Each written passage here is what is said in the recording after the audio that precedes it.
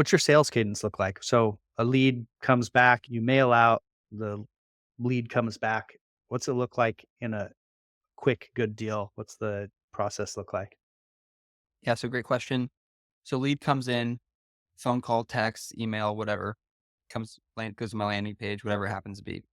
And from there, my goal is to always get back to them within 48 to 72 hours. Um, I used to try to do 24, and then I was like, this is impossible, especially when I have a lot of leads coming in.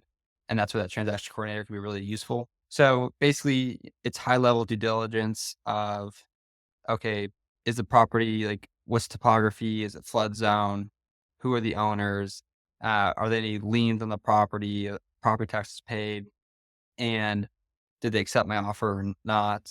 Any notes from the seller, essentially. So that way, when I get back to the seller, and sometimes it's not always perfect like that. A lot of I'd say probably 50% of the time, it's just seller calls, and especially now that I'm still finding a transaction coordinator, so I'm the one answering that phone call. So while I'm on the phone with them, I'm at least I can high level do some due diligence, but typically, so ideally, that's what it looks like. I go through that system, I get back to them. I send a lot, mostly blind offers. And especially once I've hit an area once, I'm like, okay, I know I like this area. I know basically the range I want. Then I can go in and do like my second mailer in that area and be like, so that way I know when someone's calling in, it's okay, good deal. But if it's a first mailer and someone's calling in, it's a lot of, hey, Brandon, oh, which property do you own? Awesome. So what makes you want to sell? And I'm just trying to learn their story.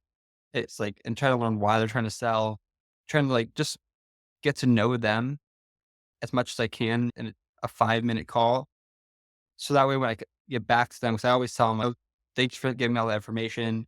By the way, do you own any other properties you're looking to sell?" That's always a great question to ask. And it's like, "Hey, give me 72 hours. I'll get back to you." I tell them kind of my process, do some due diligence, make sure we didn't miss anything over the computer when we first looked at your property. We're going to talk to our realtor in the area, which I like to talk to 1 or 2 realtors to get an opinion, especially if it's a new area. And then I'll get back to you in 72 hours. And then I'll get back to them. We come to an agreement. I send them a DocuSign contract and then send it over to my closing attorney.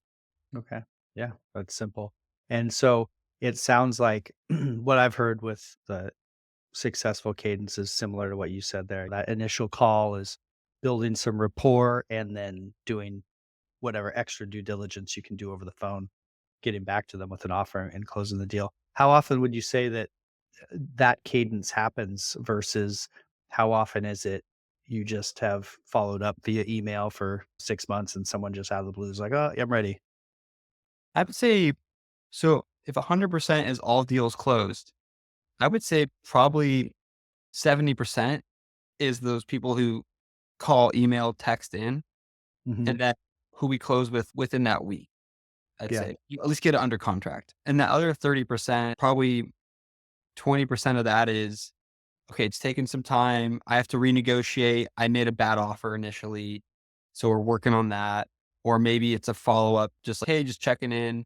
Like today, for example, I texted a woman who my offer was a little bit too high for me. And I was like, hey, if we get this down to 16,000, like we're good. I texted her today. She's like, you know what?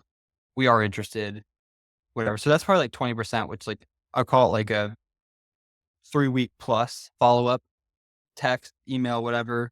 And then the last 10%, I would put in the bucket of, hey, are you still interested in selling? You sent me this letter 6 months ago or whatever. And it might be less than 10%, but that's what it feels like. Okay. And do you do a portion of your negotiations via text, or is that generally saved for a phone conversation, or what's that usually look like where you have the best success? I think it depends on how the seller chooses to communicate with me, is how I choose to communicate with them. I think the best negotiating is over the phone.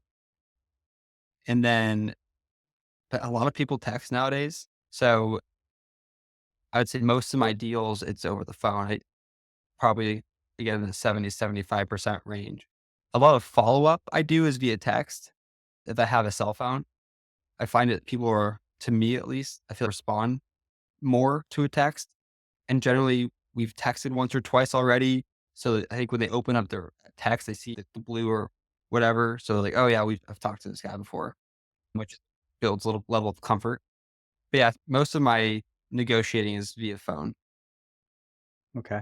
Yeah, it seems like there's a lot of landowners have held the property for a long time and they're old school, they're used to having phone conversations, whereas probably newer landowners or younger landowners are probably more into the texting angle. So I think there's almost like two different types of people, like you were saying. So you just bounce around to what they're interested in. Definitely, I think Um, at that point, most of the landowners I see or I buy from are 65 plus, let's call it. Yeah, and I think for those folks, it's a lot more phone call or email, but mostly phone call. And then it's the ones who like, yeah, my parents own this property. I inherited it. Like those, I think that's probably more the demographic that will respond more to my text messages. yeah. And from their point of view, that the ease of texting back and forth, they send a few texts back and forth, sign a piece of paper with you, and then they get 20 grand in their bank account. That's a nice seamless way to for them to cash in their property. So For sure. I see why that's so appealing to people.